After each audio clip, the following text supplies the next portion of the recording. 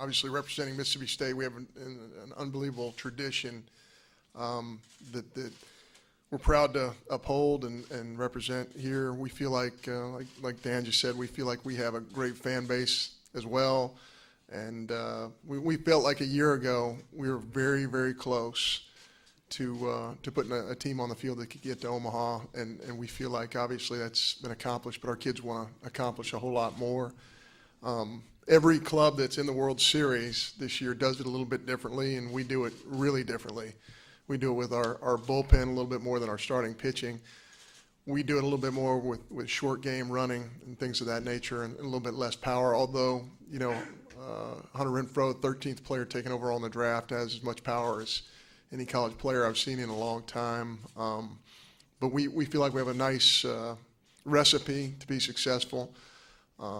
It's been a little while since we've been in Omaha, so it's exciting to be back. And you know, as all these gentlemen will say and have said, it's the people here in Omaha have just been tremendous, welcoming, and it's just been a great experience for our players. But it's definitely a business trip. It's not a vacation, and our kids know that. So I'm excited about seeing them perform here. I think so, and I think he matches up.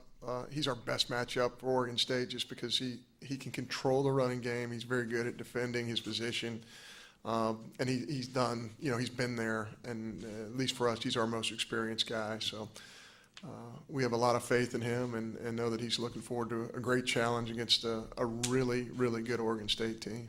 I think winning national championships is just a winning style of baseball. And I do think that the West Coast is a little ahead of us in the East in terms of adapting to the new bats, and that's been a factor in college baseball. So I think our league traditionally was more of a power, big inning type of league, and I think we've all had to adapt in our league. And I think the teams that have been successful have been able to make that adjustment. But certainly, I do think that West Coast teams, in terms of base running, in terms of the bunting game and things of that nature, I think they have been ahead of us for a while in that area. But certainly, Pat's already established a pretty winning recipe, and it's not just West Coast baseball.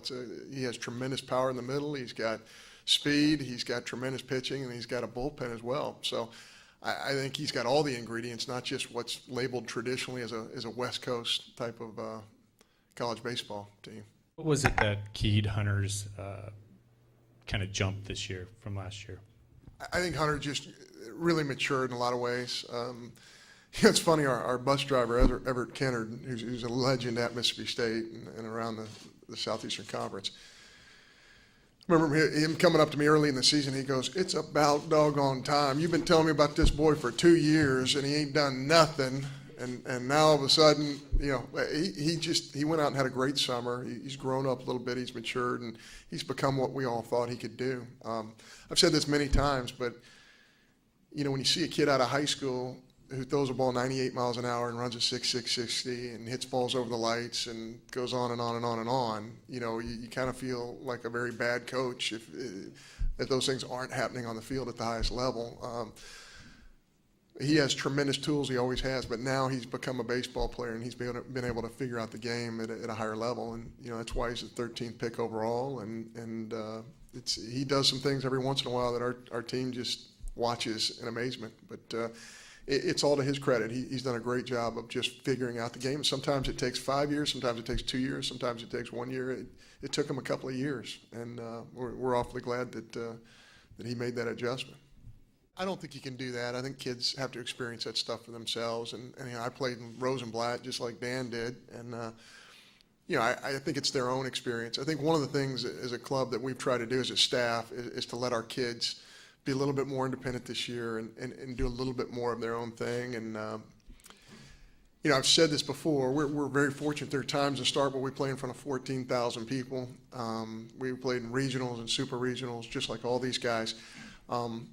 That's not the same stratosphere as Omaha, but at the same time, I think they clearly understand what it's like to have a lot of people in the stands and to want to win at the highest level. So even though these kids haven't been to Omaha yet, I would love to think they're mature enough to be able to deal with this. I think we have some older guys too, but certainly I think it's their own experience, and I think I hope they'll do fine with it. Quote my wife in these times when she says the male frontal lobe doesn't fully develop until 25 years of age. I'm 46, and I'm still waiting for that development to happen. But they're kids, in the same dugout.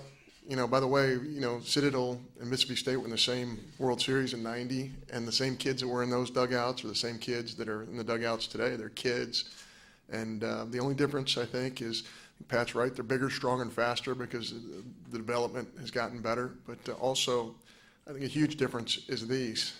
Like, they know everything. They know everybody's RPI. They know everybody's numbers. They know what he hit in college. They know what I hit there's no secrets.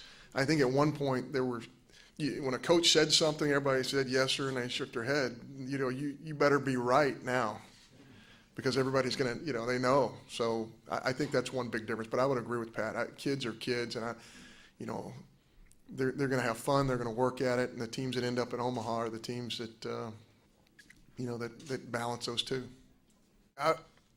I love numbers.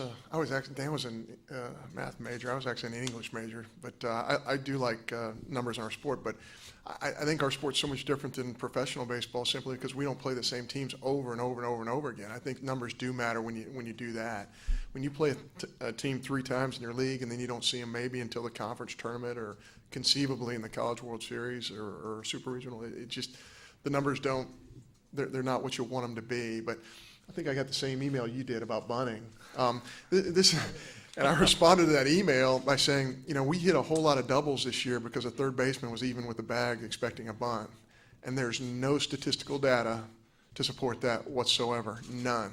It's kind of like the shortstop who dives, a ball in the 6 hole, keeps it in the infield, keeps a run from scoring. There's no statistical data that says he just stopped a run from scoring. There's no out recorded. There was a hit. This guy makes an unbelievable play. It's not recorded anywhere. There are a whole lot of things that happen in our sport that there's no numbers attached to. And, so numbers have their place, but at the same time, trying to pressure other teams and making making decisions based on your own roster is really important. And nobody really knows your roster like you do. And that's why these guys are here, because they can really know how to make their roster work. So, yeah, I love the numbers part. I read all that stuff. Does it work at this level? I don't think half as much as professional baseball. I will say, having been in Kentucky for 5 years, it's just my opinion. I'm probably wrong, but I think it's a little easier to adjust to a bigger ballpark if you play in one. When we played in a very small ballpark at Kentucky, it's pretty small, isn't it, Dan? Especially on the right side. It's a tougher adjustment, especially for your right fielder and center field. But if you have a normal ballpark, and this probably isn't as big of an adjustment, and our ballpark plays pretty big. We've been very fortunate. We play in a big ballpark, then we went to Hoover and played in a big ballpark. We hosted a regional in a big ballpark, and then we went to Charlottesville, which is a pretty big ballpark. So this I think, helps us a little bit, but Case is right. If you got the guy standing in the wrong spot and you make the wrong pitch, and none of that matters. It's just conversation. 5th or 6th inning, that's good. If we can do that, I'm going to be thrilled. We feel really fortunate that we have some kids who have bought in, who are pretty selfless kids. Nobody goes to college and says, man, I really want to be the middle guy at Mississippi State or the left-on-left guy. But we've had some guys who really have bought into that. And Chad Gerardo has just been on a roll for us in the middle of ball games. Obviously, Ross Mitchell's been on a roll for us in the middle of ball games, and Holder's been great for us at the end. They enjoy their role, and I think our pitchers have had the luxury until now of saying, man, if I can just get us 2 times to the order, it's great. Man, if I can get us 3 times to the order and I can get us that much closer to Holder, that's even better. But I really credit Butch Thompson, our pitching coach. I just think he's done a masterful job of having guys buy into their role. And all of our kids just desperately wanted to be here. They wanted to be in Omaha and do whatever they could do to help our club. So we're built a little differently. You know, I was looking at Pat's starters. I mean, they're well into the 100-inning deal, and that means in order to get there, you got to be real good. And I'm not saying that our starters aren't real good. I'm just saying that our bullpen has done a great job of kind of picking that up. I don't know if there's a reliever in the country who's 12-0. I mean, we have a guy who's 12-0 out of our bullpen. So, which either means he's got really good timing and he can come in there and just vulture a win away from somebody else, or he's that good. But, we really feel fortunate with our bullpen.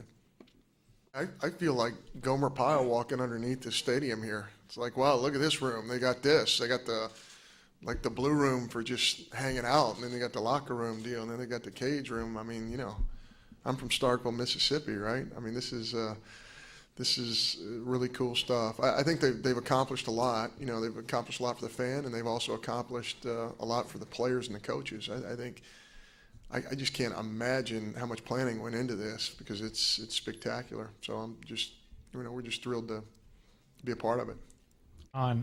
Kendall struggled in maybe mid-season. What has he done recently? I think he's gotten a little less amped up, and it's a concern to me when he's going in like 91, 92, 93 in that area, because he really is that guy who needs to sit 87, 88, sinking the baseball.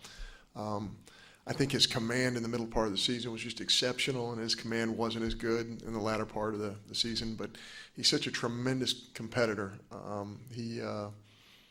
We have a lot of faith in his ability to throw the baseball to location, and he's going to have to, because he's facing a really good offensive club tomorrow. And I think he's a guy who loves to study it, and I think hopefully he'll come out and not be as amped up and be able to throw the baseball where he wants to.